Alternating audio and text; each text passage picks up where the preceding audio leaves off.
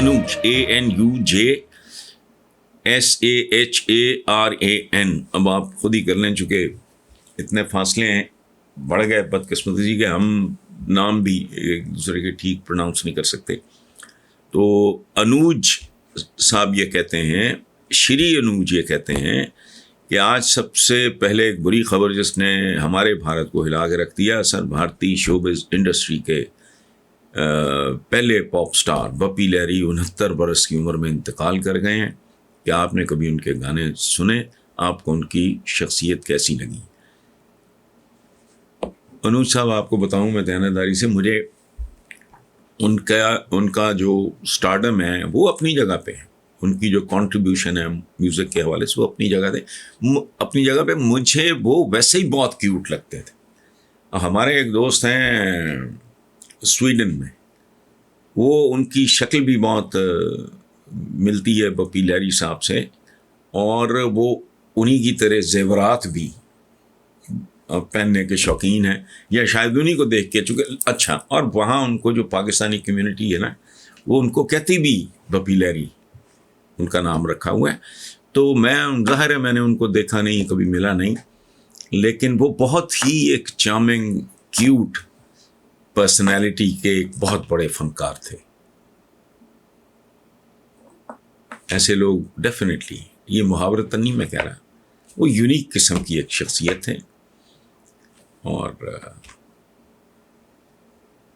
اللہ ان کے اہل خانہ کو صبر دے, طاقت دے. میں نہیں جانتا, نہ ان سے کبھی ملا, نہ میں ان کا فیملی بیک گراؤنڈ سے, لیکن میں بہرحال بھارتیوں کے اس دکھ میں برابر کا شریک ہوں. پچھلے دنوں ایک بہت بڑا نقصان ہوا لتا منگیشکر جی کی صورت میں. اب یہ آیا, لتا جی سے پہلے انڈین سینما کی سب سے عالیشان شخصیت, میں پرفارمنس کے اداکاری کے حوالے سے بات کروں, دلیپ صاحب تھے.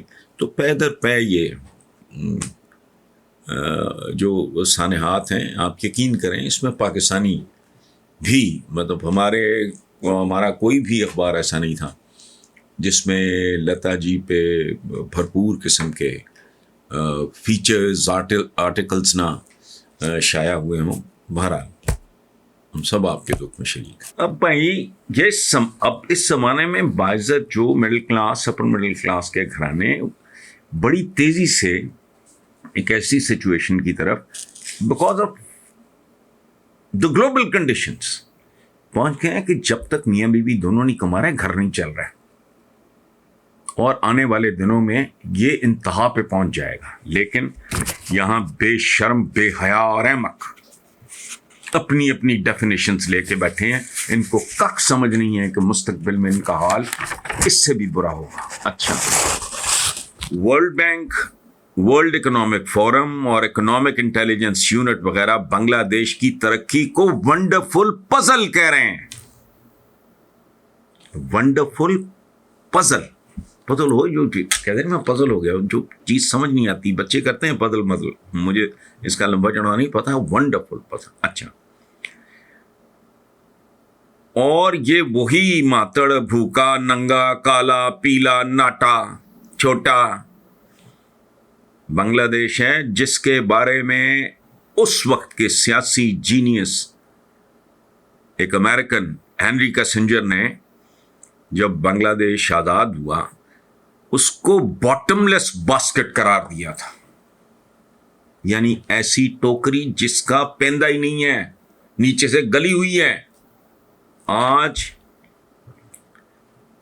یہی بے پیندے کی باسکٹ پھلوں اور پھولوں سے بھری ہوئی ہے, اور ہم کشکول اٹھائے IMF کے پھیرے لگا رہے ہیں. دنیا بنگلہ دیش کی حیران کن ترقی پہ کتابیں لکھ رہی ہے. اچھا, ایک کتاب کا نام ہے بنگلہ دیش the test case of development. اچھا, خلاصہ اس کا یہ ہے کہ اگر بنگلہ دیش ترقی کر سکتا ہے تو یہ جان لینا چاہیے کہ کوئی بھی ملک بہتری کی طرف جا سکتا ہے. لیکن اس کے لیے سب سے پہلی چیز جو ہے وہ انصاف, فوری انصاف, شفاف انصاف. اچھا، اب ہم آدھی گوائی عورت فلانا، آدھی عورتیں، منیر نیازی صاحب اللہ غری کے رحمت کرے، عظیم ترین شاعروں میں سے ایک، وہ کہا کرتے تھے کہ پاکستان نے کیا ترقی کرنی، یہاں تو آدھی آبادی دروازوں کے پیچھے بند کر کے باقی آدھی آبادی ان کی حفاظت پہ بیٹھی ہے. سو میرے بھائی، یہ جو آپ نے بنگلہ دیش کی بات کی ہے نا، تو یہ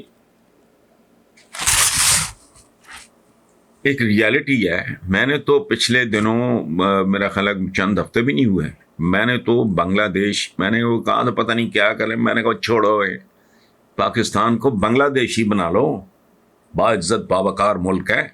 اچھا، اور کمال آپ کو بتاؤں، پاکستان یہ تو بیچارہ پتہ نہیں اب ہمارا حال کیا ہے. بنگلہ دیش نے بہت سے انڈیکیٹرز کی روشنی میں بھارت کو بھی مات کر دیا ہے.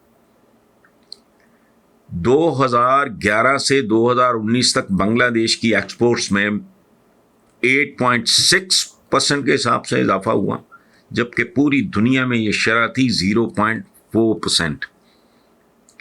بنگلہ دیش کی اکانومی کا حجم 410 بلین، جبکہ پاکستان کی تقریباً 260 بلین. لیکن مصیبت یہ ہے کہ ڈوب مرنے کے لیے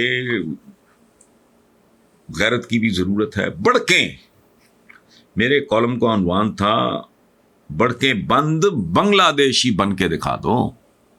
تو آپ نے جو کہا وہ ایک بنیادی حقیقت ہے جسے پوری دنیا مان رہی ہے. میرے اور آپ کے کہنے سے کیا فرق پڑنا ہے؟ یہاں لا اینڈ آرڈر نام کی کوئی چیز نہیں، نہ عدالتی انصاف ملتا ہے، 3 نسلیں برباد ہو جاتی ہیں، نہ اقتصادی انصاف کا کوئی تصور ہے. یہ بالکل جن جفا چند خاندانوں کا، شرم بھی نہیں آتی اس ملک کے دانشوروں کو جو اس جگاڑ کو جمہوریت کہتے ہیں. اور 20 بار میں کہہ چکا ہوں، جمہوریت کا لفظ نکلا جمہور سے. جمہور کہتے ہیں عوام کو، یعنی جس نظام نے عوام کو تباہ و برباد کر کے رکھ دیا، تم اس کی جفیاں چمیاں لیے جا رہے ہو، تو کوئی غیرت کرو. یہ جمہوریت ہے ہی نہیں. دیکھو، اگر عوام، جمہوریت ہے عوام کی حکومت، کوئی عوام تو اسمبلیوں میں دکھائی نہیں دیتے. یہاں تو واردات کی، جگاڑ کی، ٹھگی کی انتہا یہ ہے کہ جو خصوصی نشستیں ہوتی ہیں اس میں بھی بے گمات گھسا دیتے. وہاں بھی کوئی ریٹائرڈ پرنسپل، کوئی ڈاکٹریٹ کی ہو کسی نے، کوئی بڑی ٹاپ کی ویسے ڈاکٹر ہو، کوئی آئی ٹی کی ایکسپرٹ ہو خاتون. کبھی سنا آپ نے کوئی ریٹائرڈ وائس چانسلر اسمبلی میں گیا ہو؟ کوئی ٹاپ کا انجینئر ہے، وہ کہتا ہے کہ یار ٹھیک ہے، میں نے 2-4 سال لگے، میں الیکشن لڑتا ہوں. سوال ہی نہیں پیدا ہو. کان ٹوٹے، بے شرم، بے حیا لوگوں کا ایک جتھا ہے اس ملک میں جو روز اول سے وہ قابض ہے. اچھا، ایک اگر گنڈ کپ جاتا ہے، دوسرا گنڈ کپ اس کی جگہ آ جاتا ہے. ایک عام آدمی، ایک پڑھا لکھا آدمی، مجھے ایک بات بتائیں آپ، پاکستان میں لوور مڈل اور مڈل کلاس کے بچے کس میدان میں انہوں نے ڈنکا نہیں بجائے؟ کھیلوں سے لے کے شاعری تک، نثر تک، جج بنے، جرنیل بنے، بیوروکریٹ بنے، اعلیٰ ترین مصور بنے، سنگر بنے، شاعر بنے، you name it, I T کے ایکسپرٹس بنے، پتہ نہیں کیا، ڈاکٹر بنے، انجینئر بنے. اسمبلی کا ممبر نہیں. اس کی وجہ ہے وہ رستہ ہی ایسا ہے جس پہ جانے کی اجازت یا تو کنٹٹے کو ملتی ہے یا وہ جو کنٹٹا بن جائے، پیدائشی طور پہ کنٹٹا نہ بھی ہو، وارداتیں کرے، پیسہ پوسا اکٹھا کرے، بے شرمی بے حیائی کا سٹاک ہو، پہنچ جاؤ، ختم.